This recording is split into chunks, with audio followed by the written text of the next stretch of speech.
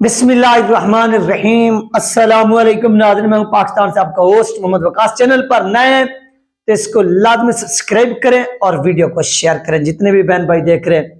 तो नाज़रीन, आज की वीडियो में बात होगी तहरीक लबैक पाकिस्तान के अमीर अल्लामा सऊद हुसैन रिजवी साहब के तर्जमान डॉक्टर यासीन साहब की कि उनके साथ क्या मामला हुआ और किस तरह से उनके ऊपर FIR दर्ज हुई और उन्होंने अपना जो इस्तीफा है वो क्यों पेश किया है। ये तमाम चीजें आज की वीडियो में डिस्कस होंगी। तो चलते हैं बिना टाइम को वेस्ट किए अपने टॉपिक की तरफ। तो नाज़रीन, डॉक्टर यासीन साहब ने जो तहरीक लबैक पाकिस्तान के अमीर अल्लामा सऊद हुसैन रिजवी साहब के तर्जमान है, वो एक हरमीत सिंह साहब को क्या करते हैं, इंटरव्यू देते हैं। ये देखें कि इनके ऊपर जो ये सब कुछ हो रहा है ये उस वक्त ही हो रहा है जब ये नवाज शरीफ पाकिस्तान की सियासत में इंटर हो चुका है और इसमें वो एक किस्म का, यानी अगर देखिए तो लोग कहेंगे कि नवाज शरीफ की वजह से FIR का भी मैं आपको बताऊंगा कि किस वजह से और क्यों हुई थी। ये तमाम चीजें जो है वो चलेंगी इस वीडियो में। तो नाज़रीन, डॉक्टर यासीन साहब के साथ जो कुछ हुआ वो एक, यानी उन्होंने कोई जानबूझकर कोई इस तरह के अल्फाज नहीं करे। उन्होंने हरमीत सिंह साहब को एक इंटरव्यू दिया। हरमीत सिंह साहब को आप जानते कि सोशल मीडिया एक्टिविस्ट है। वो तहरीक लबैक पाकिस्तान के इस यानी अल्लामा सऊद हुसैन रिजवी साहब के तर्जमान से मिलते हैं और इनसे वक्त लेते हैं और ये वक्त देते हैं, फिर इंटरव्यू शुरू हो जाता है। तो उन्होंने जो कोड़ा क्रिकेट के हवाले से एक हदीस थी उसके मुतालिक जो बयान किया और उसके बाद हजरत आयशा के मुतालिक यानी इस तरह के उन्होंने कोई अल्फाज कहे। आप देखिए कि जब कोई बंदा स्पीच कर रहा होता है ना, स्पीच, तो उसके मुंह से अल्फाज निकल जाते हैं, जाने में ना अनजाने में इस तरह के सीन हो जाते हैं। फिर उन्होंने अपनी इस गलती का एतराफ भी किया। ये नहीं है कि वो फिर डट कर बैठ गए हों कि नहीं नहीं जो मेरे साथ मैंने कह दिया मैं उस पर मुतमैन हूं या मैं एक स्टेप भी पीछे होने के लिए तैयार नहीं, मैं मादत नहीं करता। उन्होंने ऐसा नहीं किया। उन्होंने कहा कि ठीक है यार, जो मेरे साथ हुआ है मैं इसके लिए मादरत खाऊं और किसी की दिल आजारी हुई है मैं इसके लिए भी मादरत खाऊं, क्योंकि मेरा मकसद हरगिज़ ये बयान करना नहीं था जो लोगों ने कि हाँ अगर किसी की दिल आजारी हुई है तो मैं मादरत खाऊं और मैं अल्लाह से भी माफी मांगता। उन्होंने ये तमाम चीजें की। फिर इसके बाद उन्होंने एक वीडियो क्लिप भी बनाया और वीडियो क्लिप बनाकर मुख्तलिफ व्हाट्सएप ग्रुप्स में शेयर भी किया कि यार मेरे साथ ये मामला हुआ है और मैं इस चीज पर मादरत खाऊं, मुझे माफ कर दें। ये उन्होंने अल्फाज कहे, ये उनके अल्फाज थे जो मैंने आपके साथ बयान किया। अच्छा, उसके बाद फिर उन्होंने इस्तीफा क्यों दिया। हम अब इस्तीफे की तरफ चलते हैं। पहले तो जो उन्होंने अल्फाज कहे, उनसे जो कुछ हुआ इंटरव्यू के दौरान, उन्होंने उस चीज को एक्सेप्ट भी किया, मादरत भी की, पूरी कौम के सामने की, हर किसी ने देखा और ये एक बड़े पान का उन्होंने मुजाहरा किया है। जो बंदा अपनी गलती को तस्लीम करता है वो हमेशा बड़ा ही होता है और उन्होंने इस चीज को तस्लीम करके ये चीज साबित की है। अब उसके बाद उन्होंने इस्तीफा क्यों दिया, उसकी रीजन क्या है, ये तमाम चीजें अब जो है ना वो डिस्कस करते हैं।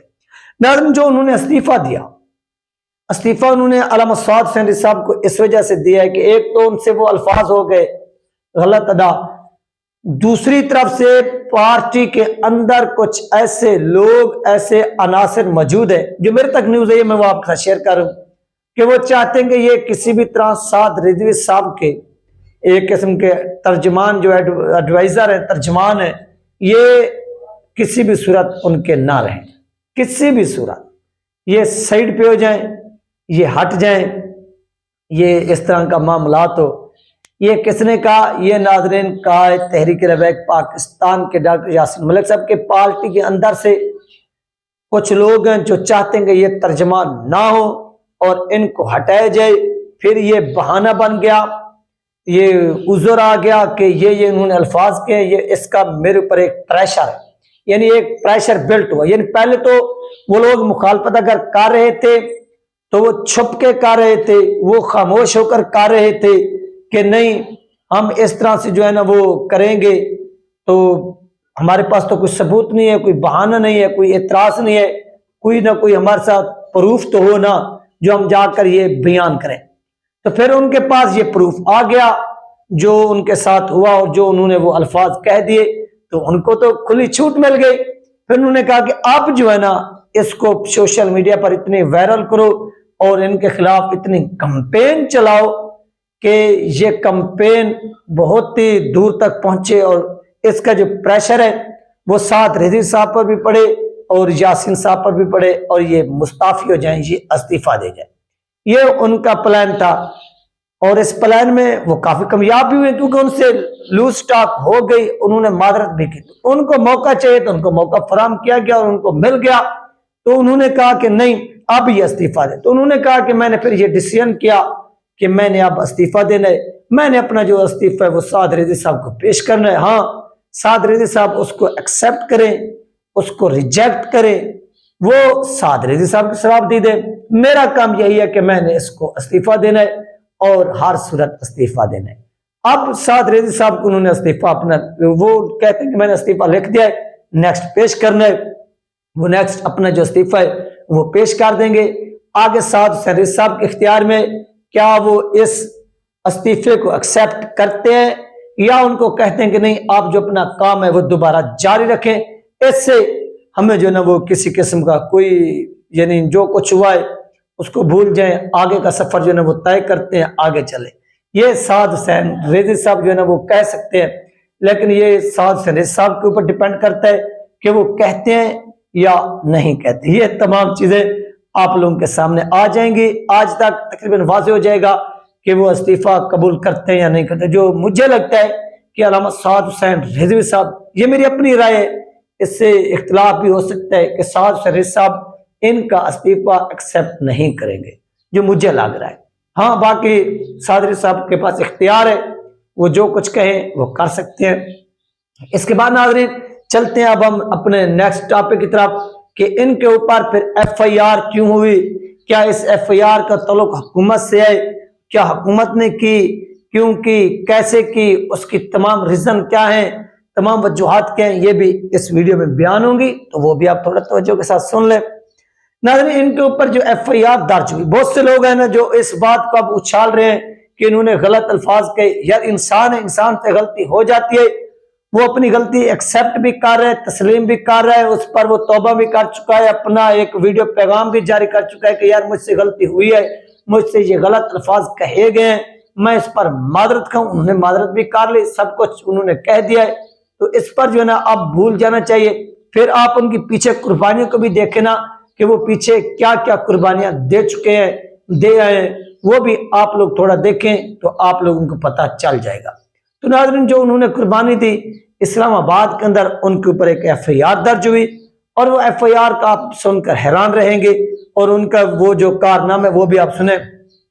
उनके ऊपर जो FIR हुई है वो FIR नाज़रीन इस्लामाबाद के अंदर उन्होंने कादियानियों को गैर मुस्लिम यानी काफिर कहा, जिसके ऊपर उनके ऊपर FIR दर्ज हुई। ये एक सीन भी आप रखिए ना सामने, जो लोग उनके ऊपर तनकीद कर रहे हैं उनके उस बयान के ऊपर, जिसके ऊपर वो अपनी वजाहत भी पेश कर चुके हैं, वो मादरत भी कर चुके हैं, वो माफी भी मान चुके हैं, वो तौबा भी कर चुके हैं, वो चीज तो अलग हो गई ना, वो उसको आप अलग सीट पे रख दें।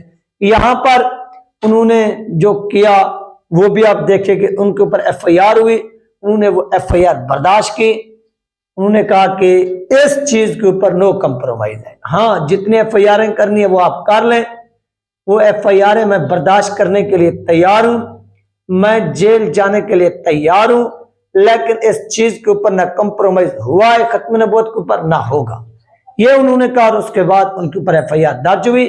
फिर उस FIR को पूरे पाकिस्तान ने देखा, तो ये उनकी वो कुर्बानियां और ये उनकी जदोजहद तहरीक लबैक पाकिस्तान के अंदर, और फिर उनके ऊपर जो FIR हुई है और फिर जो उनसे अल्फाज कहे गए हैं, फिर उनका इस तरह का इस्तीफा देना, ये तमाम चीजें उनकी लाइफ में ये पेनफुल हैं, ये उनके लिए एक दर्दनाक हो सकते हैं, क्योंकि ये सब कुछ अचानक हो जाना किसी के साथ, और वो एक खुशगवार मूड में बैठे होते इंटरव्यू देते हैं, लेकिन ना अनजाने में उनसे अल्फाज अदा हो गए, उन्होंने मादरत भी की। तो आप सब लोगों से भी यही रिक्वेस्ट है कि उनको माफ कर दें।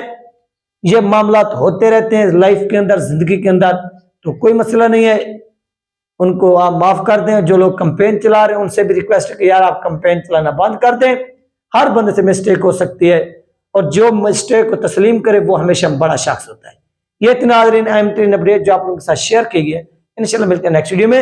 अल्लाह हाफ़िज़।